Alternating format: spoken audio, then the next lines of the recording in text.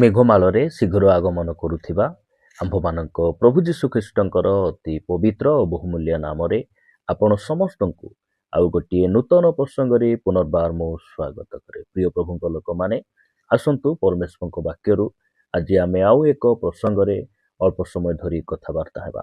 ଆମ୍ଭମାନଙ୍କ ପରମେଶ୍ୱର ଆମ୍ଭମାନଙ୍କୁ ପ୍ରେମ କରୁଥିବାରୁ ବାରମ୍ବାର ତାହାଙ୍କର ଜୀବନ୍ତ ବାକ୍ୟ ଦ୍ୱାରା ସେ ଆମ୍ଭମାନଙ୍କୁ କଥା ହେଉଅଛନ୍ତି। ନୂଆ ନୂଆ ପ୍ରସଙ୍ଗ ମାଧ୍ୟମରେ ସେ ଆମ୍ଭମାନଙ୍କୁ ଶିକ୍ଷା, ଚେତନା, ପରାମର୍ଶ ଦେବା ସହିତ ତାହାଙ୍କର ସେହି ଗୌରବମୟ ଆଗମନ ନିମନ୍ତେ ଆମ୍ଭମାନଙ୍କୁ ସେ ପ୍ରସ୍ତୁତ କରୁଅଛନ୍ତି। ସେଥିପାଇଁ ପ୍ରଭୁଙ୍କୁ ମୁଁ ଧନ୍ୟବାଦ ଦିଏ। ଆପଣମାନଙ୍କୁ ମଧ୍ୟ ମୁଁ ଧନ୍ୟବାଦ ଦିଏ।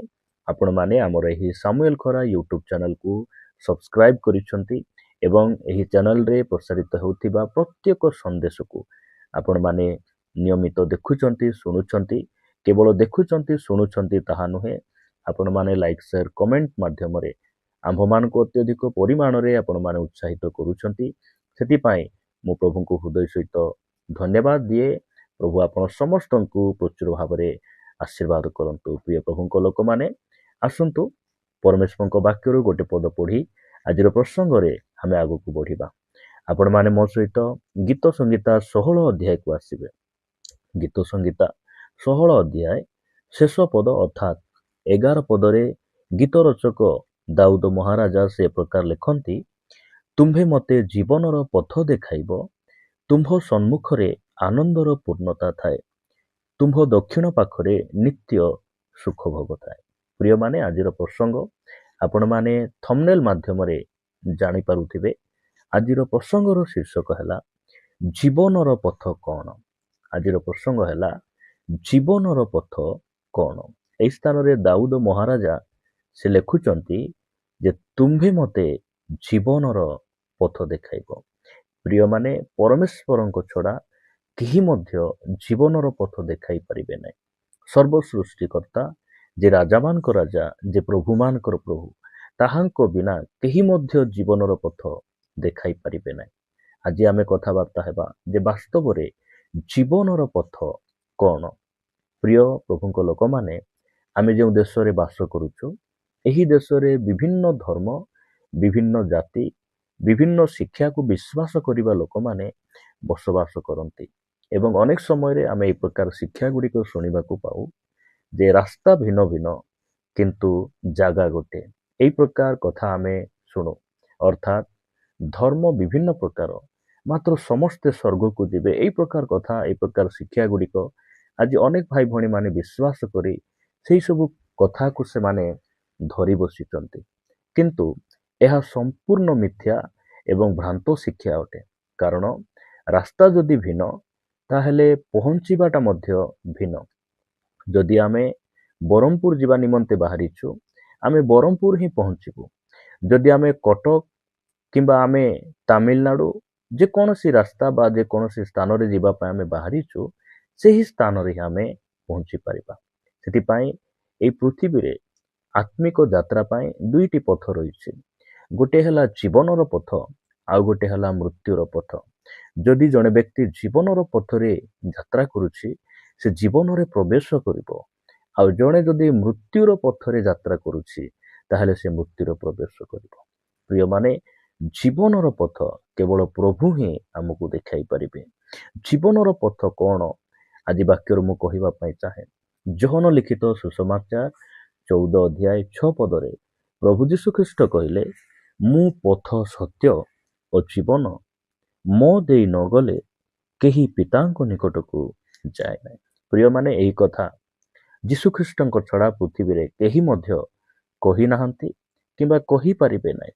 ଯୀଶୁ କହୁଛନ୍ତି ଯେ ମୁଁ ପଥ, ସତ୍ୟ ଓ ଜୀବନ, ମୋ ଦେଇ ନ ଗଲେ କେହି ପିତାଙ୍କ ନିକଟକୁ ଯାଏ ନାହିଁ। ପ୍ରିୟମାନେ, ସେ ଜୀବନର ପଥ ଯୀଶୁଖ୍ରୀଷ୍ଟ ଅଟନ୍ତି। ଯୀଶୁଖ୍ରୀଷ୍ଟଙ୍କ ବିନା ଆମେ କେବେ ମଧ୍ୟ ଜୀବନରେ ପ୍ରବେଶ କରିପାରିବା ନାହିଁ।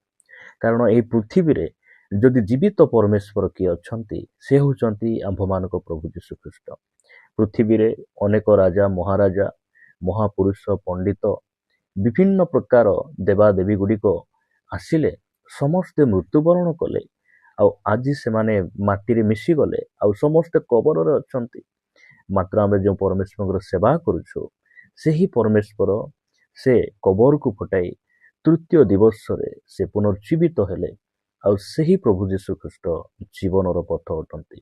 ସେ କହିଲେ, ମୁଁ ପୁନରୁତ୍ଥାନ ଆଉ ଜୀବନ, ଯେ ମୋ ଠାରେ ବିଶ୍ୱାସ କରେ ଯଦ୍ୟପି ସେ ମରେ ତଥାପି ସେ ବଞ୍ଚିବ।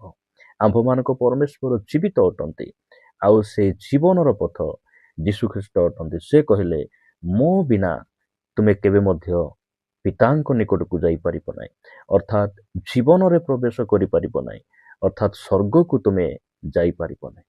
କାରଣ ଯୀଶୁ ହିଁ ପଥ ଅଟନ୍ତି। ସ୍ୱର୍ଗକୁ ଯିବା ନିମନ୍ତେ ଯୀଶୁ ହିଁ ପଥ ଅଟନ୍ତି। କୌଣସି ଧର୍ମ ଆମକୁ ସ୍ୱର୍ଗକୁ ନେଇପାରିବ ନାହିଁ, କୌଣସି ଧର୍ମ ଆମକୁ ଜୀବନର ପଥରେ ନେଇପାରିବ ନାହିଁ। ଯୀଶୁ ହିଁ ଆମର ପଥ ଅଟନ୍ତି, ଯେଉଁ ପଥରେ ଆମେ ଚାଲିଲେ ଆମେ ଜୀବନରେ ପ୍ରବେଶ କରିପାରିବା। ଆପଣମାନେ ମୋ ସହିତ ମାଥ୍ୟୁ ଲିଖିତ ସୁସମାଚାର 7 ଅଧ୍ୟାୟକୁ ଆସିବେ। ମାଥ୍ୟୁ ଲିଖିତ ସୁସମାଚାର 7 ଅଧ୍ୟାୟ 13 ଆଉ 14 ପଦ ମୁଁ ପଢ଼ିବା ପାଇଁ ଚାହେଁ।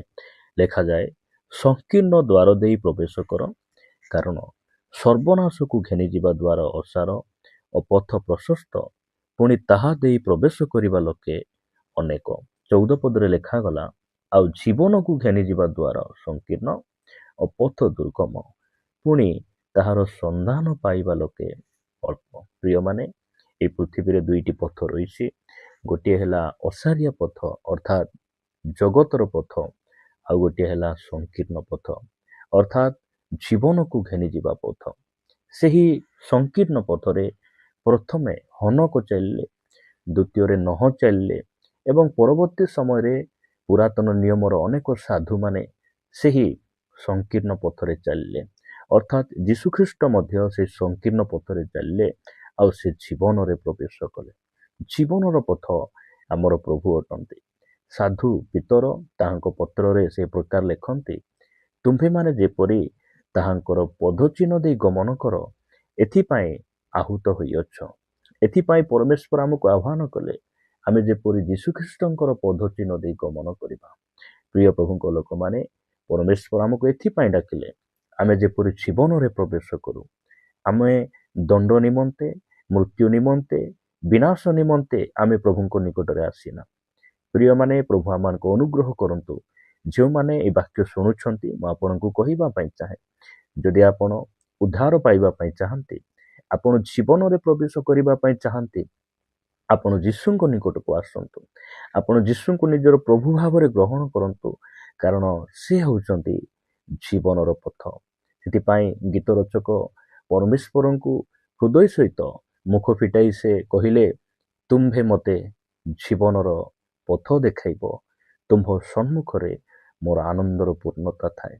ଆଜି ଜଗତର ଅଳ୍ପ କିଛି ଟଙ୍କା, ମାନୀ ମର୍ଯ୍ୟାଦା, ନିଜର ପୋଜିସନ୍, ନିଜର ପ୍ରତିଷ୍ଠିତ ସମାଜରେ ନିଜର ନାମ, ଏହିସବୁ ପାଇଲା ପରେ ଲୋକମାନେ ଆନନ୍ଦ କରୁଛନ୍ତି, ଉଲ୍ଲାସ କରୁଛନ୍ତି। କିନ୍ତୁ ଦାଉଦ କହିଲେ ଯେ ତୁମ୍ଭ ସମ୍ମୁଖରେ ମୋର ଆନନ୍ଦ ସେତେବେଳେ ପୂର୍ଣ୍ଣ ହେବ ଯେବେ ତୁମେ ଜୀବନର ପଥ ଦେଖାଇବ। ଧନ୍ୟ ଆମ୍ଭେମାନେ ସେ ଜୀବନର ସନ୍ଧାନ ପାଇଛୁ, ଜୀବନର ପଥକୁ ଆମେ ଜାଣିଛୁ। ସେ ହେଉଛନ୍ତି ଆମ୍ଭମାନଙ୍କର ତ୍ରାଣକର୍ତ୍ତା ପ୍ରଭୁ ଯୀଶୁଖ୍ରୀଷ୍ଟ। ପ୍ରିୟମାନେ, ଜୀବନର ପଥ ଯୀଶୁଖ୍ରୀଷ୍ଟ ଅଟନ୍ତି। ସେଥିପାଇଁ ଆମେ ଯୀଶୁ ଯେଉଁ ପଥରେ ଚାଲିଲେ, ଯୀଶୁ ଯେଉଁ ଶିକ୍ଷା ପରାମର୍ଶ, ତାହାଙ୍କର ଜୀବନଶୈଳୀ ଆଚାର ବ୍ୟବହାର ଆମ ନିକଟରେ ରଖିଲେ, ଆମେ ତାହାଙ୍କୁ ନିଜର କରିବା ଆବଶ୍ୟକ ରହିଛି। ତାହାଙ୍କୁ ନିଜର ପ୍ରଭୁ ଭାବରେ ମାନି ଆମେ ତାଙ୍କ ପଛରେ ଚାଲିବାର ଆବଶ୍ୟକ ରହିଛି। ଯେତେବେଳେ ଆମେ ତାଙ୍କ ପଦଚିହ୍ନ ଦେଇଯିବା, ଆମେ ଜୀବନରେ ପ୍ରବେଶ କରିବା। ଏ ସ୍ଥାନ ଲେଖାଯାଏ ଯେ ମାଥ୍ୟୁ ଲିଖିତ ସୁସମାଚାର 13:14 ଯେ ଅସାରିଆ ପଥ ଗୋଟେ ରହିଛି, ଆଉ ଗୋଟେ ସଂକୀର୍ଣ୍ଣ ପଥ ରହିଛି।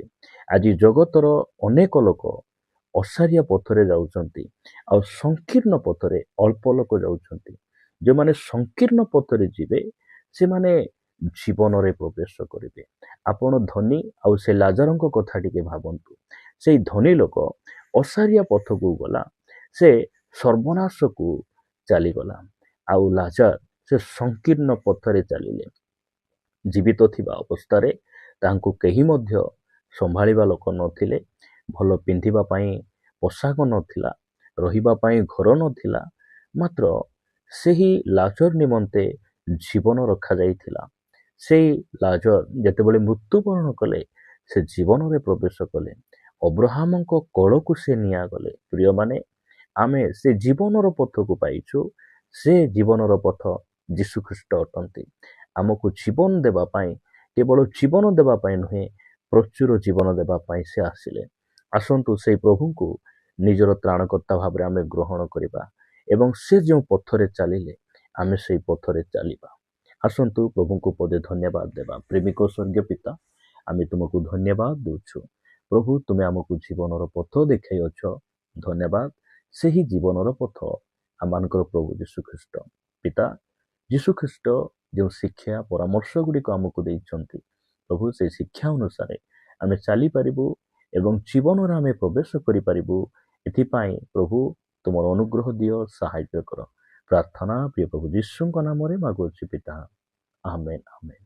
ପ୍ରେଜ୍ ଦ ଲର୍ଡ। ପ୍ରଭୁଙ୍କ ନାମର ଗୌରବ ହଉ। ପ୍ରଭୁ ଆମ ସମସ୍ତଙ୍କୁ ପ୍ରଚୁର ଭାବରେ ଆଶୀର୍ବାଦ କରନ୍ତୁ।